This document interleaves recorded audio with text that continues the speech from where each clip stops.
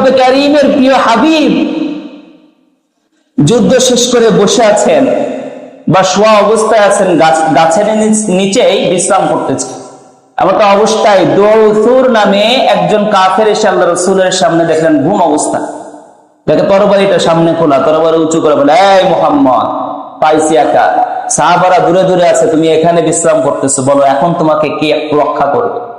আল্লাহর হাবিব আস্তে করে উঠলেন, উঠে বসে বলতেছে, কোনো চিন্তা নাই, তাই আমাকে আমার আল্লাহ রক্ষা করবে। এই কথা বলতে দেরি হয়, দৌসুরের হাত থেকে তরবারি কাঁপতে কাঁপতে পড়তে আর দেরি করে নাই। এবার আল্লাহ রাসূল হাত নিয়ে কয়, কি ব্যাপার, এখন তোমার কিরা রক্ষা করবে বল?